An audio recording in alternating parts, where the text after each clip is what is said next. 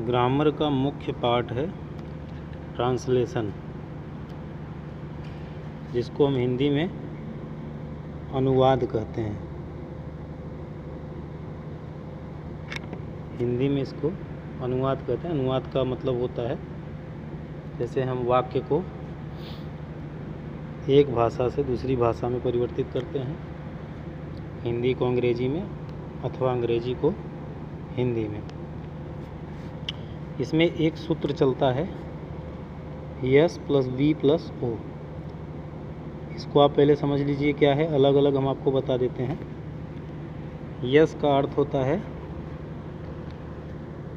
Yes मतलब होता है सब्जेक्ट, जिसे आपने पार्ट्स ऑफ स्पीच में पढ़ा होगा। ठीक है, सब्जेक्ट हो गया। सब्जेक्ट हिंदी होता है इसका कर्ता। यह वाक्य का एक अहम हिस्सा है कर्ता। कर्ता का अर्थ होता है वाक्य में जो क्रिया को करने वाला हो, कार्य को करने वाला हो। मतलब जैसे वाक्य में कोई कार्य हो रहा है, राम खाना खा रहा है, सीता गाना गा रही है, तो इसमें राम और सीता कर्ता हो गए जो कार्य को कर रहे हैं। जैसे खाना कौन खा रहा है, सीता खाना खा रही है। गाना कौन गा रहा है, राम गाना गा रहा है। अथवा मोहन क्रिकेट खेलता है, तो इसमें कर्ता कौन है, मोहन है। मतलब वाक्य में आप जब प्रश्न पूछेंगे कि कौन क्या कर रहा है, जैसे मोहन क्रिकेट खेल रहा है, तो हम वाक्य में सवाल पूछेंगे कि कौन क्रिकेट खेल रहा है। कौन जब लगाएंगे तो हमको कर्ता मिल जाएगा। किसी भी वाक्य में जब हम प्रश्न ये पूछते हैं कि कौन क्या करने वाला है, मतलब क्या कर रहा है। जैसे मोहन क्रिकेट खेल रहा है हमने बताया, तो कौन क्रिकेट खेल रहा है, तुरंत आप प्रश्न पूछिए वाक्य से, तो हमको कर्ता अपने आप मिल जाएगा। किसी भी वाक्य में अगर आप जैसे पूछेंगे वाक्य से इस प्रश्न कि कौन कर रहा है, तो तुरंत आपको उत्तर मिलेगा और वही कर्ता होगा हमारा। ठीक है, तो कर्ता का अर्थ क्या है, वाक्य में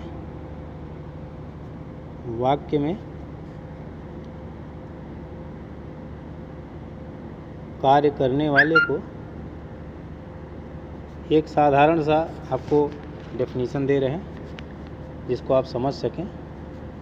वाक्य में कार्य करने वाले को कर्ता कहते हैं। ठीक है, जैसे चिड़िया उड़ रही है, इसमें कर्ता क्या है, चिड़िया है। इसी तरह से वाक्य हैं।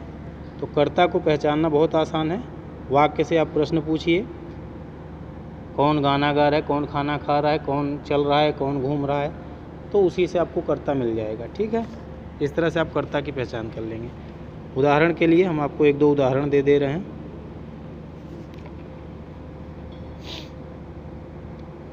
श्याम बाजार जाता है। ठीक है, श्याम गोज टू मार्केट। अब इसमें सब कुछ हम अलग अलग छांट लेंगे। कर्ता अगर हम ढूंढेंगे तो कर्ता इसमें कौन है। अब हम वाक्य से प्रश्न पूछेंगे, Shyam goes to market, Shyam बाजार जाता है, कौन बाजार जाता है। हम वाक्य से प्रश्न क्या पूछेंगे, कौन बाजार जाता है। जब हम पूछते हैं कौन बाजार जाता है, तो हमारा जवाब क्या आता है कि श्याम बाजार जाता है, श्याम गोज टू मार्केट। तो श्याम के यहाँ क्या हो गया, ये आपका कर्ता हो गया। ठीक है, इसको आप पहचान सकते हैं आराम से। इसको यस भी लिख दो, या कर्ता यस सब्जेक्ट। ठीक है, तो कर्ता पहचान में आ गया। इसी तरह से कई वाक्य, सीता गाना गा रही है, खाना खा रही है, वो हंस रही है, नाच रही, गा रही। इसी तरह से आप वाक्य में कर्ता की पहचान कर लेंगे। ठीक है, ये हो गया सब्जेक्ट। कोई भी अगर आपको अनुवाद करना है, ये तीनों चीज़ों की जानकारी होना बहुत ज़रूरी। कौन कौन से, पहला तो आपको सब्जेक्ट, दूसरा वर्ब, और दूसरा वर्ब, तीसरा ऑब्जेक्ट। ये तीनों चीज़ें ज़रूरी हैं। अब सब्जेक्ट हो गया, आप कर्ता जान गए। दूसरा वी से क्या होता है, वी फॉर होता है वर्ब। वर्ब को हिंदी में क्या कहते हैं, क्रिया। ठीक है, अब क्रिया जान लीजिए क्या है। यही फार्मूला हर ट्रांसलेशन पे चलेगा, ठीक है। ये शुरुआत है, समझ लीजिए। वी फॉर वर्ब होता है, वर्ब मतलब क्रिया। अब क्रिया का अर्थ क्या है? क्रिया का मतलब क्या होता है? एक साधारण भाषा में समझ लीजिए, क्रिया मतलब जो किया, किया मतलब जो काम हुआ, क्रिया मतलब किया, जो कर्ता ने काम किया उसी को क्रिया कहते हैं। कर्ता ने काम क्या किया? मोहन बाजार जा रहा है, तो जाना यहाँ क्या हो गई? क्रिया हो गई, जाना क्रिया हुई, ठीक है। सीता गाना गा रही है, तो गाना गाना क्रिया हुई। इसी तरह से हमको क्या होता है, वाक्य में पहचान हो जाती है। जैसे क्रिया का हम क्या लिख दें? वाक्य में जो कार्य संपन्न होता है, वाक्य में जो कार्य संपन्न हो उसे क्रिया कहा जाता है, ठीक है, क्रिया कहा जाता है। अब ये हो गई क्रिया। अब क्रिया है कैसी, इसको कैसे पहचानेंगे? तो हम एक दो उदाहरण में आपको हम समझा देंगे। पहला हमने उदाहरण ले लिया, चिड़िया चहचहा रही है।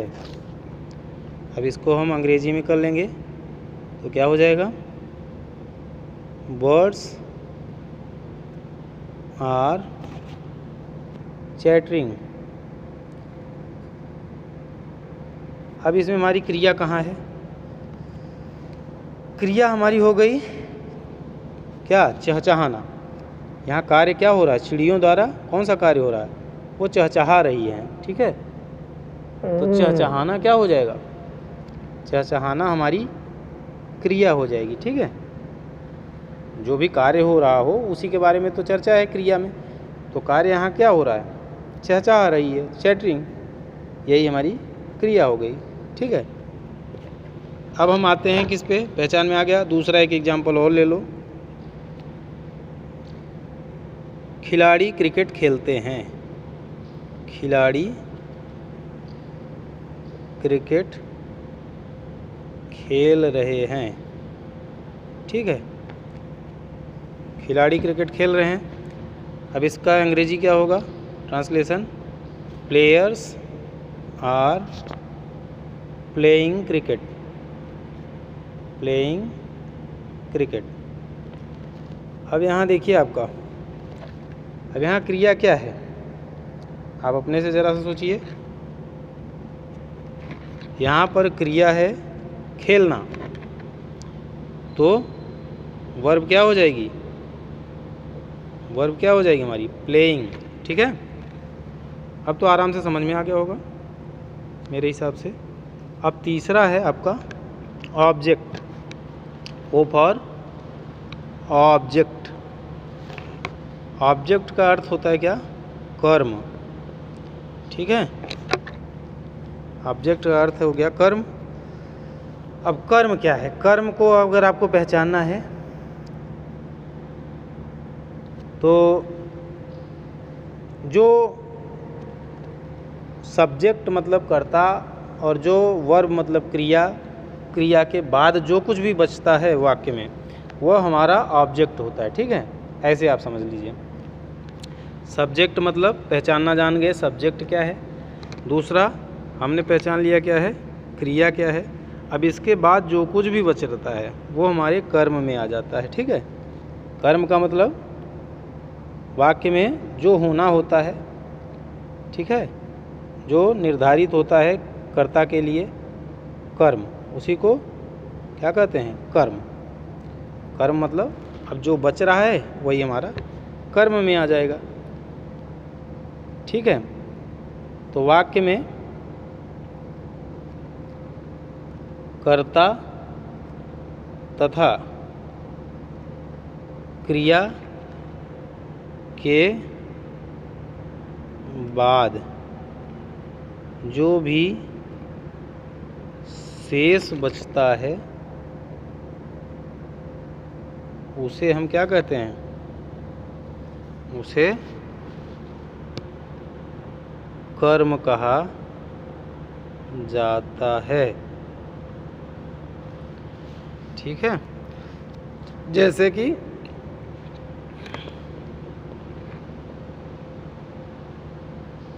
गधा